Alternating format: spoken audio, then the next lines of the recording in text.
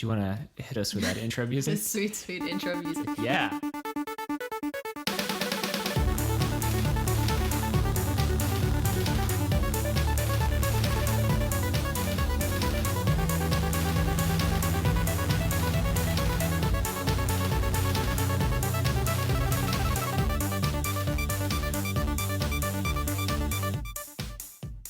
Hi, my name is Trent, and I bought Gravity Ghost with the money I got after my house burned down for my life insurance program. Oh my god. Hi, my name is Bianca, and I received Dark Souls from the Loch Ness Monster as a blessing. And I forgot I owned that. Very good. This is a podcast where we look at our extensive backlog of games in our Steam libraries on our computer that we acquired at some point. No one's really sure when or how. So we kind of make it up as we go. You'll figure it out. And we bring a new one each week to talk about our feelings, our hot takes, our opinions, however we felt playing the game for the first time. And we like to warm up at the beginning by talking about the best thing we saw this week. Woohoo! So what's the best thing you saw this week, Bianca? Well, there's this tweet that just the way it read was so good. So I'm just going to go ahead and read it to you all. I almost died today. My ridiculous cat, launched himself over the shower while I was in it, causing my soul to leave my body when a cat fell from the sky into my soapy arms, tail smacking my face, drenched cat screeching, clawing at the shower curtain. Truly, R.I.P. me, I'm gone. Wow. And that's the best thing I saw this week. That's a visceral experience. It was so good. Are you familiar with the gif of a cat where he does like a little like launch over the gate? Like it's a little like munchkin cat and he just goes whoosh, and is just like and then falls down almost like a boat would onto water. Maybe. That's the vision I have, but like over a shower curtain, just a cat just like and then a little furry torpedo. Yeah. Yeah, I just really like that tweet because I feel like just the fact that there was no punctuation in there and the capital words were where they were necessary, and it really conveyed an image in my mind. It was really evocative. Yes. It's good writing. Yes. No notes. No notes. Yeah. What was the best thing that you saw this week? So I have found my new favorite subreddit in the entire world. Okay. It is called r/cats, ISUOTTATFO. That is extraordinary. What does that stand for? So it stands for cats inadvertently swatting unknown objects towards themselves and then freaking out. That's a thing, right? You can picture it. Totally a thing. So it's full of beautiful videos of cats either placing themselves in uncomfortable situations or having uncomfortable situations thrust upon them. Oh. Well, the one that comes to mind is there's a cat like laying on a counter and a person slowly approaches, I think it's inflatable, like an inflatable llama towards the cat, and the cat's like, no. And it gets too close and the cat bats at it, but the batting propels the llama closer to its face, so it has to like fling itself off of the counter. It's those kinds of situations. I see. They make me chuckle. I'm a sucker for good old cat content. Oh, you definitely are. Can confirm. Trent is a huge This is like sucker. the third week I've brought cat content to the pod. Possibly. But I mean, cats are just so good, so how can you resist? I can't, apparently. I can't. What'd you play this week, Trent? So I played a game called Gravity Ghost, which was made by Aaron Robinson, who I think is a Canadian game creator, released in 2015. It's like a gravity-based puzzle game, loosely. Yeah. So the general gist of the gameplay is you move through a bunch of different levels that have these like planetoids that have sort of a invisible gravity field around them, and you launch yourself through space. The different kinds of objects have different effects, like some of them are slippery, some of them are bouncy, some of them propel you towards them or away from them, and you try and collect a star in every level to open a door. They're both scattered throughout the level, and when you get to the door you move on. As you go, you get a variety of different helpful movement abilities. So there's like a glide, which kind of helps you hold in place around a large object, for example. There's a drop where you go towards something, or like air jumps and things like that. You also gain, which is kind of an interesting quirk, the ability to change the type of those like planetoids. So terraforming. Yeah, that's the word they use for it. There's a couple different elements. There's like air, water, fire, mineral. I don't know. Gem and ice. I don't know. And those all, when you apply those to a planet, they have different effects. Like water makes it so you can go through the planet like it's water. The fire is bouncy. Yeah, so you can use those to help you approach the different puzzles, solve different problems, and things like that. Yeah. But the big sort of draw of the game is is the story and the way it's presented.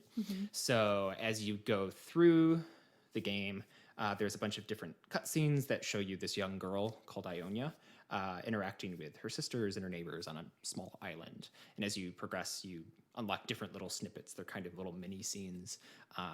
There's a bit of an air of mystery. You're not really sure what happened. Like, why are you doing this weird space exploration shit? And the story is told in a non-linear fashion as well, which also kind of aids in that, like, what's going on? Yeah, so it gives you like little snippets until like the closer you get to the end, you get sort of some culminations. And the story, I'm not going to give away too much, but to give you the idea, like the story is basically teenish girl Ionia has drama with her older sister after their parents had died, and she's lacking sort of any kind of parental guidance or anything like that. And as you go, you slowly you slowly learn by those different snippets that you are playing as Ionia's like spirit after she has died, trying to tackle her guilt over her actions in life. To be kind of vague, so as to not spoil anything. Don't want to spoil the stuff. And it's a cool concept. It's well told for the most part, and it does tackle some interesting aspects of like dealing with grief and with guilt in times of crisis. Did you have any specific? I know you've played this. I'm not sure if you have anything else to add to that. Yeah, I just to put it on the record, I really like this game. It's just like it's a very quick, simple game that I just enjoy playing. But yeah, in terms of the story, I really like the story. And when I was prepping for this week, I took a gander at like the Steam reviews and just seeing what other people thought about the game, because I was like, maybe am I just like a simpleton who it finds a lot of enjoyment in this game, but maybe other people don't, like I'm just like, so I was looking and I found that there were a few people who thought that the storyline of this game, it was a source of comfort for them and kind of helped them through their own grief. And they were like, okay. I don't really know how or why that is the case, but like it was nice. And I'm like, that's so good for you. Like, I'm really glad that you resonated with something in this storyline, even through such a quick game. Like, it was really nice that people are able to connect with it in that way. So I think it's like, even if you'll talk about the actual like gameplay mechanisms and all that, but I just think that even despite maybe what it lacks in that sort of way, I think it kind of makes up for in the story in some regards. Yeah, and I think it's a nice focus. Like, it is, like you said, a short game. It's like, depending on how slow you are, 2 to 3 hours. I think I finished it in a little over 2, maybe 2.5 hours. And it's very focused, like story-wise, on that concept of guilt, grief. How do we tackle it? Yeah, it's very metaphorical. Yeah, a lot of like symbolism in there. So yeah, there's more you could dig into, because they kind of play around a lot with sort of this esoteric kind of like mythology almost. Yeah, with little snippets of like what it all means, the grander scheme, but you kind of have to be paying attention. I wasn't paying that close attention. That's okay. The one thing I will say, I didn't tell you this ahead of time when we were sort of debriefing before the pod. Part of the reason I struggled like to vibe emotionally with this game is because one of the main voice actresses, I'm convinced she did multiple of the characters, but definitely did Ionia, who's the main character, is Tiny Tina from Borderlands 2. Oh my god. The second I heard her, I was like, this sounds like Tiny Tina.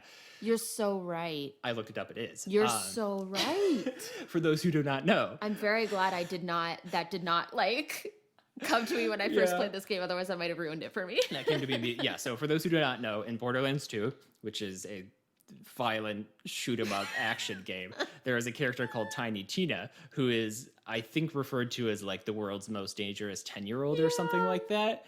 And good lord, she is insane. One of my favorite characters in the game. She's hilarious. Great. You just you blow shit up with like stuffed animals and shit, like for her. Yeah, she's nuts. Lots of explosive, lots of weird like psychotic interactions with like tea parties. Yeah. So it was a little bit hard because the voice was very similar. A little bit hard to differentiate those characters because they were both like young, angsty people, I guess.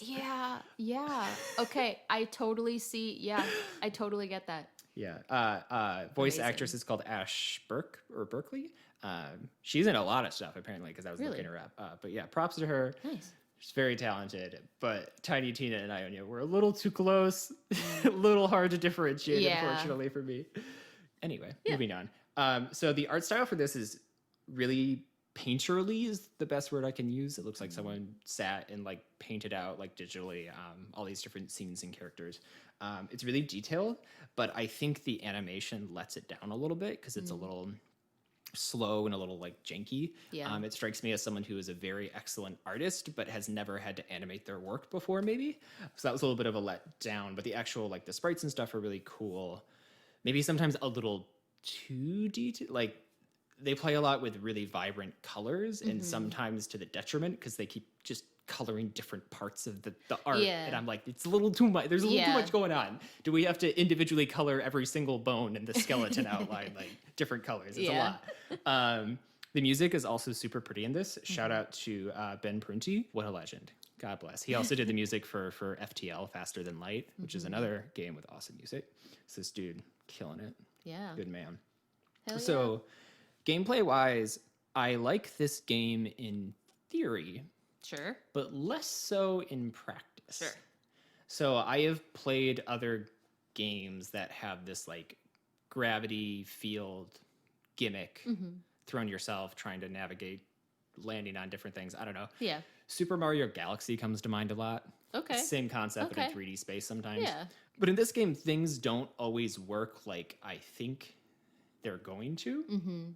Which makes it feel like I'm guessing a lot of the time about like how to get somewhere. Even simple things like you're on a planet, there's a star straight ahead. You have to like guess when to jump off the planet. In order to give yourself the proper trajectory to like... Right, and it's never what I think it is, which is a little annoying. Yeah. The movement abilities that you are given, some of them help a lot and make it a lot easier to sort of approach these problems and have control over them. Yeah. But some of them are not well implemented because they are based around the bearing of your feet, which point towards the gravity well, the planets. But that direction pointing of feet thing doesn't work like you think it will. So the example I had her come in and look, the example I had was there were a ring of equal-sized planets set out pretty far from each other. And I wanted to use, there's like a double jump essentially, to go from one side to the other side.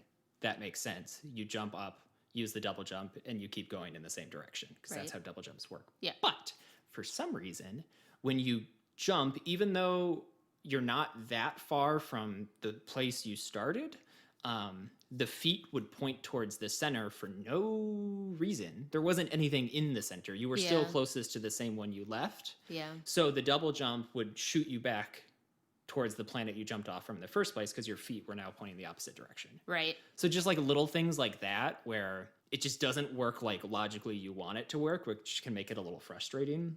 And same thing, there's like a dash, which shoots you perpendicular in a direction to the bearing of your feet, which isn't that useful when there are a lot of objects in your feet location are switching constantly. Yeah. Because when there's a lot of times when you're in a field of smaller objects, so your feet are like freaking swinging around like crazy, so you can't aim it in any meaningful way. It would make more sense if it would just go the direction I was pointing with the analog stick.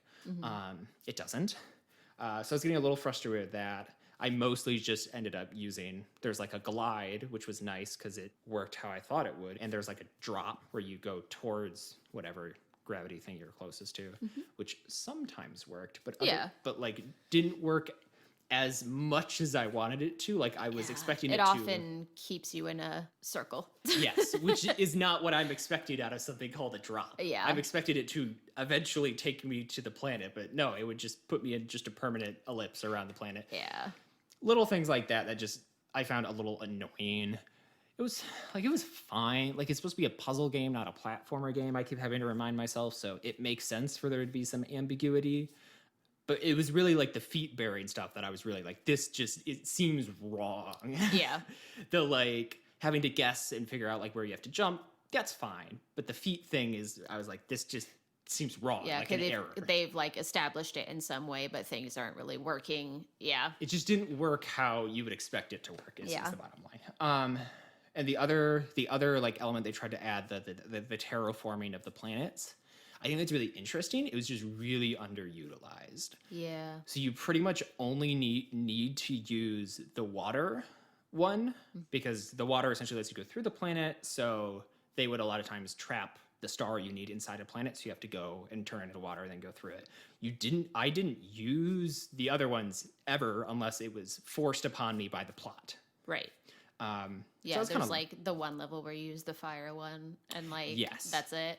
Yeah, there are a couple times where it was like you have to use this, but like in the general like solve this problem however you want kind of levels, I never used them. Right. Because there just wasn't a reason to. Yeah.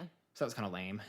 Like it was just underutilized. They could have pushed that a little bit more, I think. And that would have made it more puzzly, because right now it's almost like a bad platformer.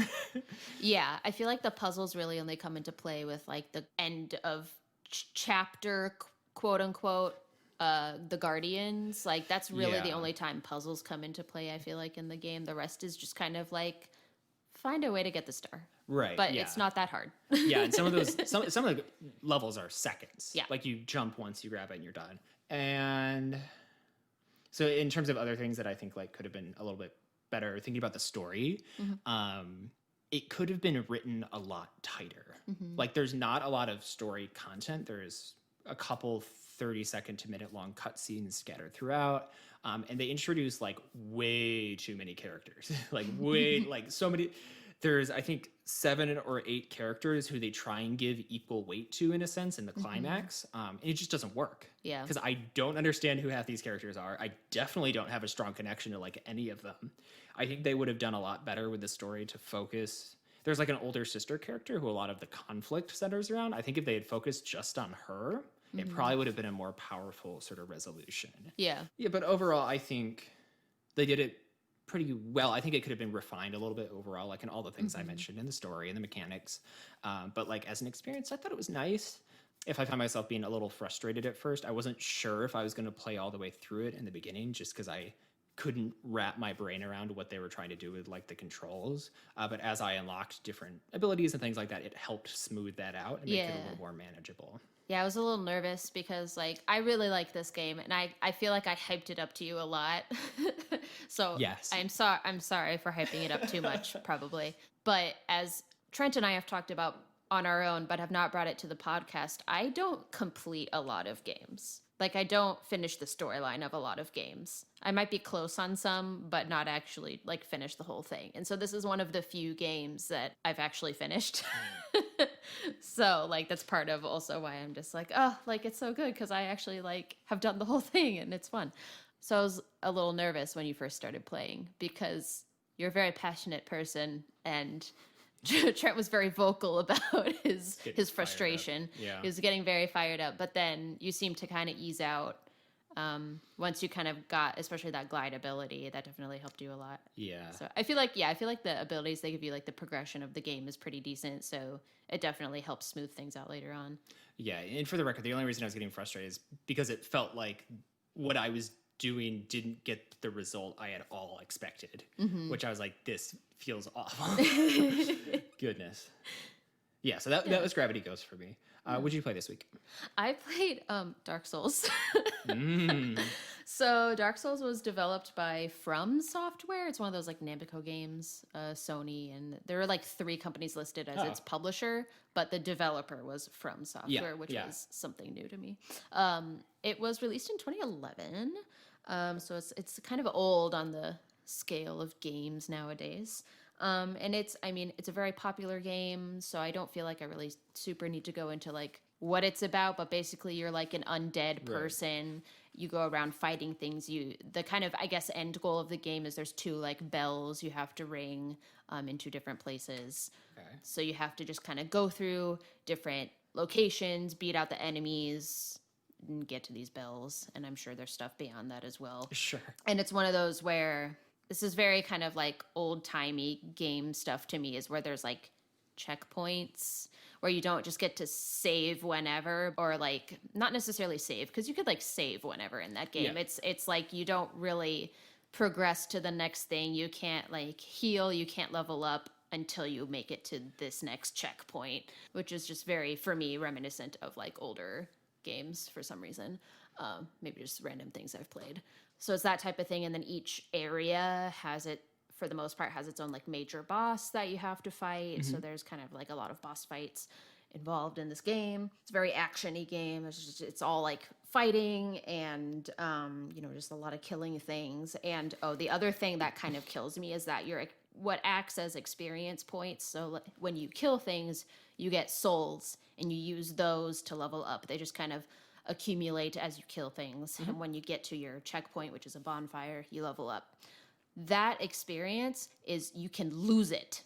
Yep. And I hate it.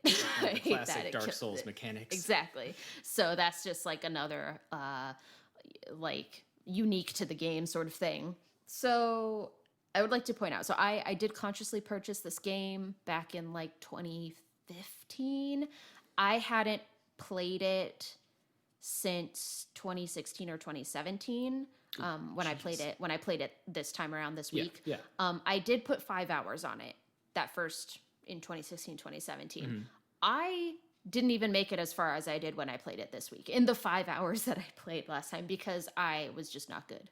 I'm still not good at this game, but I did better than the 5 hours it took me. Okay. So I'll give it that. Progress. So it's one of those things where it's like, okay, I realized after playing it now, this is not a game that I maybe should have purchased, because I bought it when I was first getting into PC gaming. And so I bought it. Okay. I bought it as I'm trying to figure out what games I like, 1. And 2, I know that this game is popular. Uh-huh. But I knew nothing else about the game aside from that. Oof. Yeah. Big oof. But I mean, like, I didn't like fork over a ton of money for it. I like waited until it was like super Steam sale for me to even bought it. Like I did. It's not like I paid $40 for it and now I'm regretting it. I paid less than 10, I'm sure, for this game. So I don't necessarily regret having it or anything, but fair enough. I this is just all to say that I was naive when buying it, because I did not at all know what I was getting into. And I mean, to be fair, I didn't know what kind of games I liked at the time, and now I have a much better understanding of that. And so like now I'm like, okay, if anything is kind of Dark Souls like, I don't want to buy that because that's not my kind of game. Yeah. So things that irk me, because it's not a game for me, is that this game you have to be good in order to really get through any of it. There's no, when you start the game, there's no choose this level of difficulty. No, it's however hard it is, and you have to rise to that challenge or get out. Yeah. Or you die, which is, I die a lot because I'm not good at it. I, as we have expressed a lot, I am a very aggressive type of player. I'm not good at defense. I will say that this game, I feel like you need to dodge and block a lot. I can do the dodging. I'm very bad at the blocking. The timing just does not click in my brain. So I die a lot because I'm not able to really pull those defensive actions that are so necessary to this game. So I know that when we had talked about this, you had some interesting thoughts, because you obviously know a lot more about the Dark Souls history than I ever did.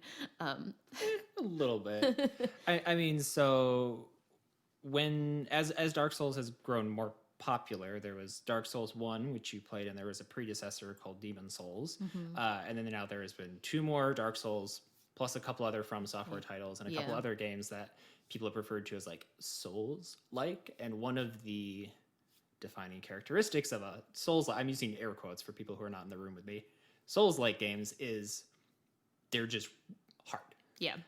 And that's raised a lot of debate in the community about, do games have to be made for everybody? Right. Is a game allowed to just kick your ass and not be apologetic about it? And this one sure kicks your ass. Yeah, and there's no easy mode. There's no nothing. It's either you succeed or you do not. And or the game does not care. You immediately lose the 4,000 souls you got from the tourist even right after you beat it. Oh, no.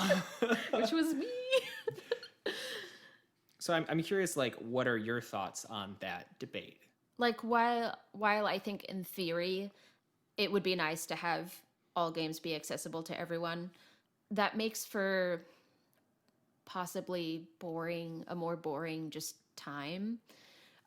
Because, I mean, you have something like Dark Souls, which for me is not something I can play because I'm not good with the mechanics. It's just like, I'm not one of those people. And I also don't like to be challenged in my games. You do not. I take my leisure time very seriously. When I sit down to play a game, I want to enjoy myself. I don't want to play a game that frustrates me with what I'm doing. I want to just like have a good time, maybe a little bit of like challenge in the sense, well, because I love my management games, but just like a little bit of challenge in like maybe the managerial sense of, oh, I need to figure this out, or something puzzly, but I don't want to feel like something's kicking my ass because I'm playing a game to enjoy myself. Yeah. So I don't look for that type of experience, but some people do, and that's what a lot of people like in games. And so I feel like if games were accessible to everyone, then I guess potentially everything would have a lot of difficulty levels, so you can choose how hard you want to make it. But there's just that potential for like nothing to really challenge you if that's what you want. Right, because the most common like argument in defense of like a Souls like either you suck it up or you don't is the developers have a vision for how the experience is playing the game. Yeah. And part of that, I guess, for From Software at the time, part of the vision was it is very hard. Yeah. And you have to learn the mechanics and master them and be good at the game to progress and succeed.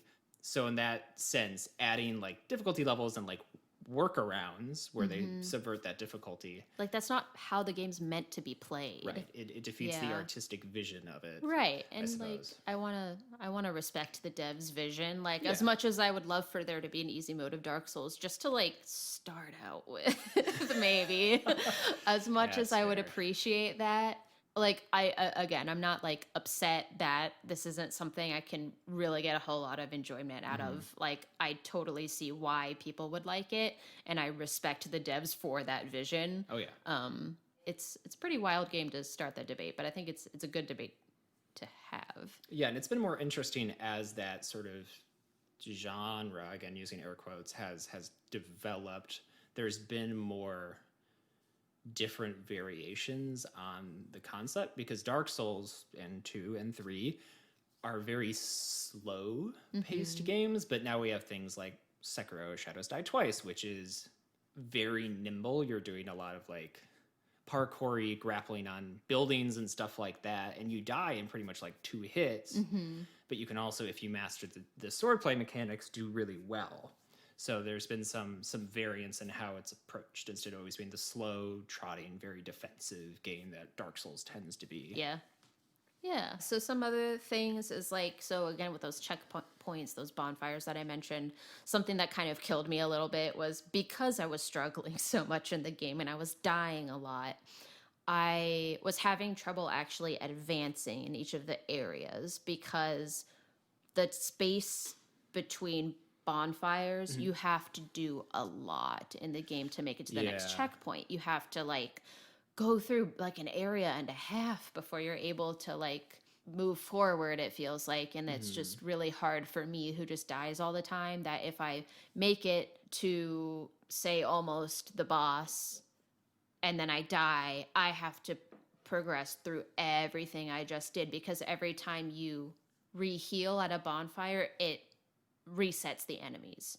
So you kill enemies and they'll stay dead as long as you don't re-heal yourself at a bonfire. So you just have to like keep grinding through. I'm wondering, did you do a lot of backtracking? Because I've never played a Souls-like, but my understanding is part of the grind of the game is you go backwards to take your souls to the last checkpoint to make yourself stronger and then do it again. I did a lot of that, but it's frustrating when I would purposefully grind out and then backtrack, level up, grind out some more, and come back. But it's frustrating when I was like, okay, I feel leveled up now. I'm going to go out for real this time. And then I would die. Or like I had kind of alluded to before, I made it to the Taurus demon. I beat it on the first try, which for me is impressive. And then I knew, leaving that situation, I knew there was going to be a dragon that spit fire at me. So I was like, I can't go too far on this bridge, otherwise I'm going to die from the fire of this dragon. Sure. And I still went out too far. Oh, no. And I died. Yeah. And so it's not like I didn't make it to the shortcut to get me to the bonfire I was at. I lost all of the souls I got from beating a boss, which sucked. And you can go back and retrieve those souls, but I died trying to get back to that area. So it's just one of those things where, like, it's helpful for grinding and leveling up, but like as someone who's just not good at the game, it was really hard for me to try to advance with the bonfires placed the way they were. And then the other thing was, so I feel like I could go one of two ways. Either put an easy difficulty in there, which disrespects the vision of the game, but it's like either that or in the tutorial area, I wish there were more situations in which you could practice the skills they're trying to teach you. Okay. Because at the beginning, it's pretty slow and progressive, and you get a chance, like, it's like, you know, here's your types of attacks and your way to use your shield, and we're immediately going to present you with a situation in which to put this into practice. And that worked. But it was towards the end, once you get to the tutorial boss and then leave, the last few defensive things are just thrown at you, but after you have to kill all the enemies in that area, so you don't really get to properly learn how to do anything with like dodging and parrying and all that. So I kind of wish that I had a little bit more practice with that before I was just kind of thrown into things. Sure. Okay. So that was kind of a bummer. But in terms of what I appreciate about the game, I feel like for 2011, for the Dark Souls and the Demon Souls, I appreciate it for its kind of its uniqueness. It was a very new concept for the time. I feel like just everything about this game is very different from a lot of games, especially in the early 2010s. Yeah. So it's unique, and you got to give it props for that. So that kind of brings us to the question of like, is Souls-like, quote unquote, is that a genre of game? That's a hot topic, or at least like, does it need to be a genre? Because if you peel back the facade of like the grueling difficulty and things like that, it is just like it's an action RPG. You got like your stats. There's equipment you find and collect and use. There's like abilities and items you collect and things like that. So in that way, it fits right into the trope of like an action RPG, just like anything else. Yeah. But it has a certain je ne sais quoi about it. Like it's trying to be something a little bit, if not different, than specific. I feel like. Yeah. So I don't really know. Up for a debate, I guess. I have not played enough of those games to have enough of an opinion. Fair enough. Yeah. Yeah. So there's that. There's also, I mean, like, the game's ambiance. Like, I full credit to the fact that game spooks the shit out of me. I mean, like, I get spooked so easily. I don't do well with any sort of jump scare. The fact that you turn a corner and there's an enemy just waiting for you with a sword, it gives me so much anxiety. Like, I'm just anxious whenever I play this game because I just know that things are gonna surprise me with their existence. But like, you put in some earbuds and you are in a spooky world. The like music is very tense in a lot of ways, and you're in these like really dark, dank areas that are you don't know what is beyond the couple feet in front of your character. So like the ambiance of the game is really just like really sets the tone for the world. And I also think that the boss fights are quite clever and very dynamic, because all of them are very different. You have to learn what the best way to strike or defend yourself at is like against this enemy. Like not all of them are the same, and like sometimes it's kind of hard to figure out what you need to be doing. So I think in that way, it's like that's like kind of a fun challenge for people probably, is just how every boss is different, and you have to really go through a lot of effort to, in some cases, to like figure out what you should be doing in order to beat that boss. Sure, yeah. Which I feel like, I mean, now is common in games. Like now that's common with like, you know, like, oh, I have this boss, and now I need to kind of think about what this enemy does in order to beat it. But maybe in like 2011 there wasn't as much. I don't know. I feel like it's just more now a common thing to have that dynamic of like a boss fight rather than back then. In some ways, that specific trait almost reminds me of like old school RPGs, like SNES and like original Nintendo era RPGs like Legend of Zelda and stuff like that, where it's not always clear what you need to be doing, and there's a trick to it. You just gotta either have to figure it out or learn or ask a friend. Yeah. I know Dark Souls is like a notorious like noob trap because it just doesn't tell you anything. No, it doesn't. I mean, I'm full transparency. I had a walkthrough up for Undead Burg because I was like, okay, I want to make sure, one, that I don't like fall into a trap of like some boss that I don't need to fight to progress to the next area, and two, I don't want to set myself up for failure and not know how to beat a boss, because again, I don't want to be challenged in that way. I'm just looking for the general experience of the game. I just tell me how I should be defeating this boss and I will see if I'm successful at that. Sure. Yeah, that sort of thing. There's a lot of items I got in that game that I have no idea what their use is because the game doesn't tell you. It's just like, oh, good for it, it heals you, and I'm like, but is there any other effect? Like, how does this affect the rest of the game? It heals you. Like, there's just a lot of like weird things that I'm like, I don't know how this is useful, so I'll just keep it in my pocket and see what happens later. The hoarder problem. Yeah, I don't think you can drop items either. So I just kind of have collected things that I don't need, but I don't know how to get rid of them. Oh, that's a different. I'm the person in games, especially RPGs, where you're given something and they're like, "This is a valuable, useful item that will heal you for all you're worth," and I'm like, "Okay, great. I'll never use it." Yeah. Oh, I definitely do that too. I will hold on to it until my dying breath. Even though I could have used it to avoid the dying breath, but you see. Yeah, oh no, I totally do that too. But I just amassed like even a lot of like equipment drops, because I'll like pick it up being like, oh, is this better than what I have? And say it's not. And then I'm like, well, I don't need it anymore. I don't know how to get rid of it. Oh no. Oh no. Oh, now this is just adding to my weight. But I mean, yeah, so Dark Souls, I was frustrated playing it, not gonna lie. To be expected. But I respect it for the challenges that it does pose for people who enjoy that out of their games. Right. I am not one of those people. I much prefer the Gravity Ghost experience, where we should have swapped. Well, but I'd already played through that game. I know. But you know, it's a popular game. It is a very well-known game. So like I am glad to have had to play it. Yeah. And really think about it. Yeah. For this pod. Nice. Yeah. What would you rate it? Oh boy. I would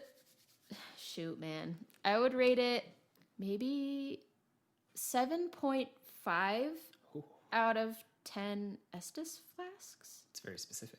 Yes, but I wanted to give it an 8, but I think I haven't played Bloodborne. Yes. But I've watched a lot. That's another Souls-like, for those who do not know. Right. Similar genre. I think it's the same people. Might be from as well. Yeah.